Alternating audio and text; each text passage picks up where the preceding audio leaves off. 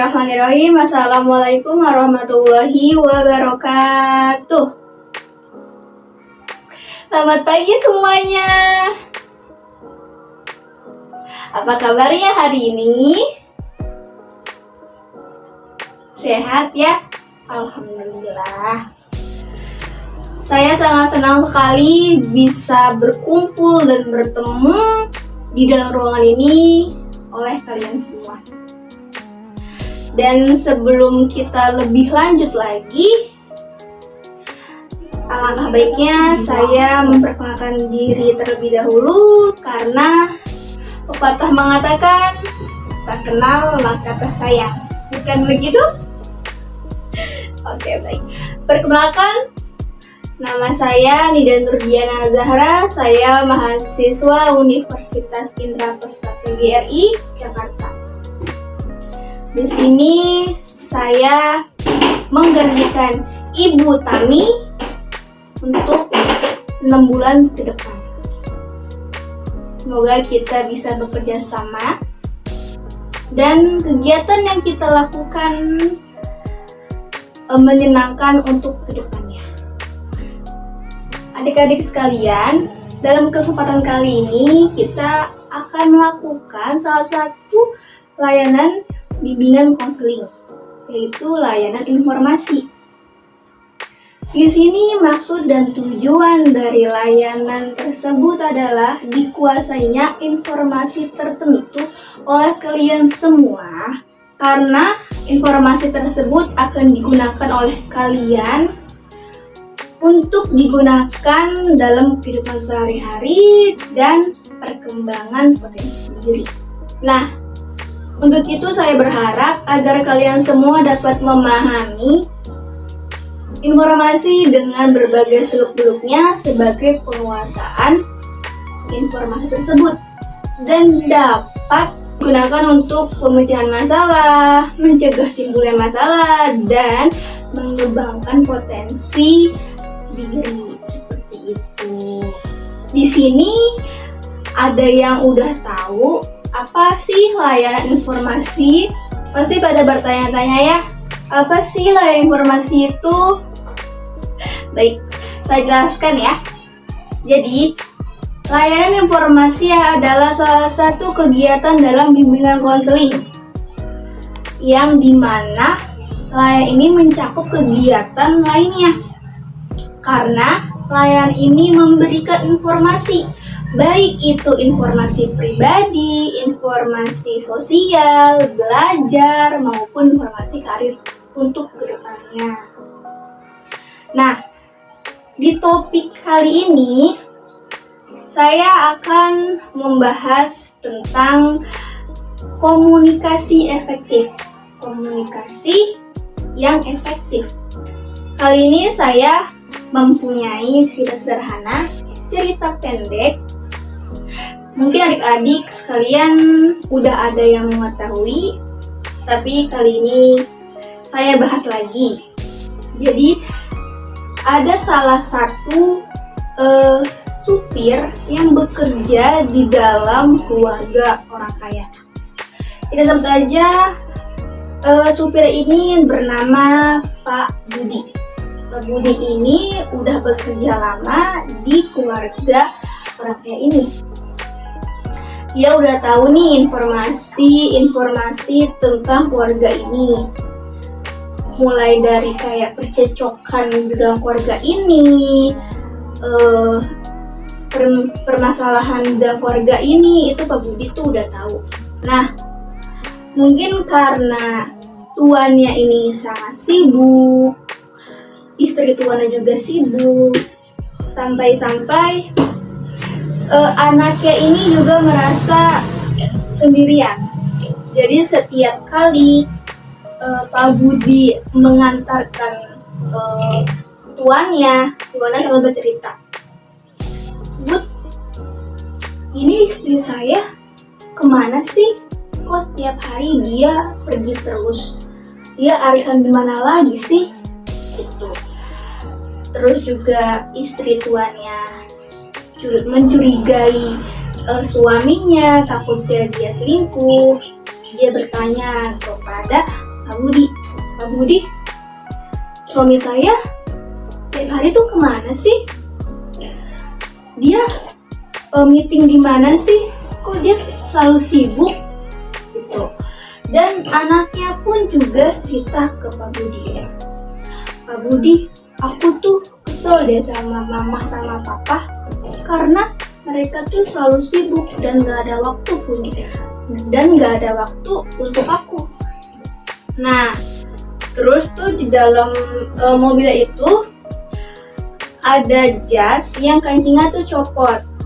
Ya udah tuh, dan selama setahun Pak Budi tuh melihat komunikasi di dalam keluarganya ini tuh kurang bagus. Komunikasinya itu kurang bagus. Akhirnya Pak Budi punya inisiatif untuk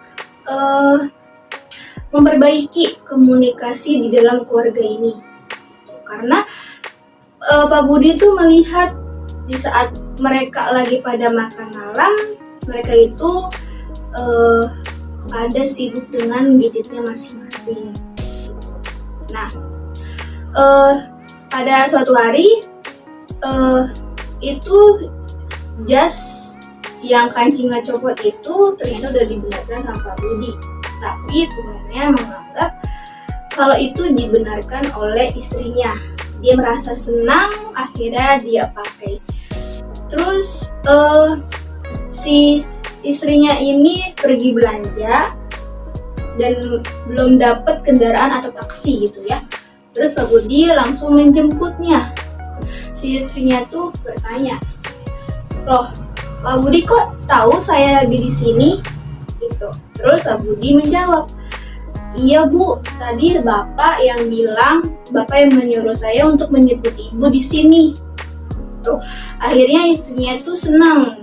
Terus di dalam mobilnya itu juga ada bunga, dan istrinya ini bertanya sama Pak Budi, "Ini bunga siapa Pak Budi?" Pak Budi menjawab, "Itu bunga dari Bapak Bu." Makin senang saja istrinya dari tuan ini dan menganggap kalau suaminya emang masih sayang sama dia. Nah, terus Pak Budi yang biasanya telat menjemput anaknya, ini tuh tepat waktu gitu. Terus anaknya itu juga kaget dan bertanya, "Tumben Pak Budi cepet banget jemput akunya, biasanya lama telat gitu." Terus Pak Budi dijawab, "Iya Neng, Bapak nyuruh buru-buru tepat waktu untuk jemput Neng gitu." Ya udah, akhirnya anaknya ini senang. Terus pas di dalam mobil ada bekal, dan anaknya pun bertanya, "Pak Budi ini punya siapa?" gitu. Terus Pak Budi menjawab, "Itu bekal dibuatin sama Ibu Neng, buat Neng katanya untuk makan siang." Akhirnya si anaknya ini tuh senang karena ayah dan ibunya itu emang masih peduli dan sayang sama dia. Seperti itu. Nah, dengan apa yang Bapak Budi lakukan, yang dari dia mengancing jas si tuannya, menjemput si istri tuannya yang lagi belanja, terus menjemput cepat anaknya ini, akhirnya ada sedikit demi sedikit perubahan di dalam keluarganya ini, di dalam keluarga si tuannya ini, yang biasanya setiap lagi makan malam mereka pada sibuk pada gadget masing-masing. Akhirnya mereka ada komunikasi, ada cerita yang bagus, yang efektif gitu. Komunikasi yang efektif sangat diperlukan ya adik-adik agar dapat membangun komunikasi yang baik. Maka dari itu kita mulai komunikasi yang baik itu dimulai dari diri sendiri, keluarga di rumah, teman-teman, dan lainnya. Itu juga dengan adik-adik sekalian, apakah perlu mempelajari komunikasi yang efektif dan dipraktikkan dalam kehidupan sehari-hari? Perlu ya? Pasti perlu sekali untuk membangun komunikasi yang efektif tersebut gitu ya. Adik-adik sekalian, pada saat nanti kita melakukan kegiatan inti, saya berharap semua prosesnya adik-adik memperhatikan kepatutan yang ada. Seperti itu. Sebenarnya adik-adik harus menjaga konsentrasi, fokus yang penuh dalam apa yang saya sampaikan. Dan duduknya sesuai norma. Kayak duduknya itu sesuai bangku masing-masing gitu ya, yang sopan. Lalu ketika ada hal-hal yang mengundang gerak ketawa, agar disikapi sewajarnya saja ya. Jangan sampai memukul-mukul meja atau tertawa terbahak-bahak gitu. Agar kegiatan ini berjalan dengan efektif, perlu juga mengikuti aturan dan tata cara dalam melakukan layanan informasi ini ya adik-adik. Nanti di awal kegiatan inti saya akan berikan penjelasan mengenai topik yang sudah tadi kita bahas di awal, yaitu komunikasi yang efektif. Nanti setelah saya berikan penjelasan, adik-adik sekalian diperkenankan untuk bertanya dengan cara mengangkat tangan terlebih dahulu. Habis itu saya perkenankan untuk mengajukan pertanyaannya. Itu. Nah, lalu kita akan lanjutkan dengan membuat kelompok.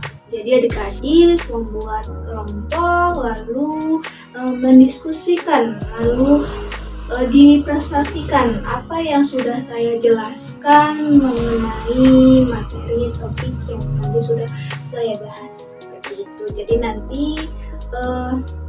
kelompok yang lain juga bisa menanggapi, memberikan penjelasan dan seterusnya. Seperti itu ya, sudah mengerti ya. Oke, sebelum kita melakukan kegiatan layanan informasi ini, alangkah baiknya kita berdoa terlebih dahulu agar dimudahkan, dilancarkan apa yang saya jelaskan dan diterima, diresapi oleh adik-adik sekalian dan dipahami dan nantinya bisa dipraktikkan di kehidupan sehari-hari. Oke, baik. Kita berdoa menurut kepercayaan masing-masing. Berdoa dimulai.